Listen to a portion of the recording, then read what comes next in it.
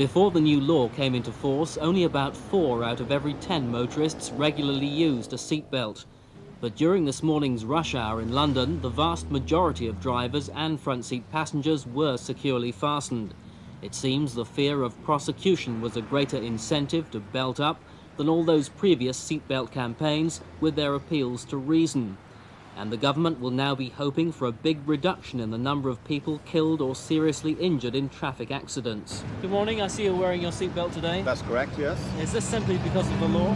Indeed, I've never worn it before. I prefer to be free when I'm driving, but I'm aware that the law aren't going to enforce things today, so that's why I'm wearing it. Sorry. But not everyone remembered the need to clunk-click this morning. Hello, can I ask you why you're not wearing a seatbelt? Oh. You realise you're breaking the law? Yeah, I do realise now, yeah. Thanks for telling me. I better put it on, I think you had.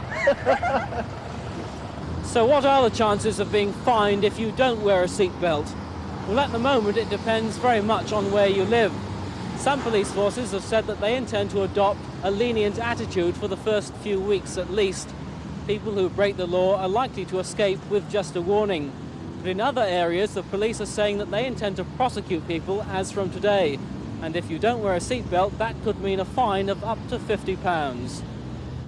Well, the Merseyside Chief Constable, Kenneth Oxford, has already said that in his area, drivers, to begin with, not wearing seatbelts will be warned and not prosecuted. So John Thorne has been examining how the softly approach there has been working. At the dawn of this new legislation, rush hour motorists on Merseyside were greeted by foul, snow-filled winds. There was no sign of extra police vigilance on the roads leading to the Mersey Tunnel, and many drivers had forgotten to lock on their seatbelts. In fact, one driver was deliberately ignoring the new legislation. Well, figures have proved in the continent that even though the number of people wearing seatbelts went up, there's no decrease in the amount of accidents. So even though you're liable to a £50 fine, yeah, you're not going to wear them? No. The Merseyside police have been coy about their attitude. The Chief Constable, Mr. Kenneth Oxford, declined an interview. So did his Traffic Department commander. But in fact, motorists here have a good reputation for belting up. A local survey suggested that nearly half Merseyside drivers did it automatically even before the new law. The police force here on Merseyside are not alone in deciding initially to advise motorists about the new seatbelt legislation rather than prosecuting them immediately.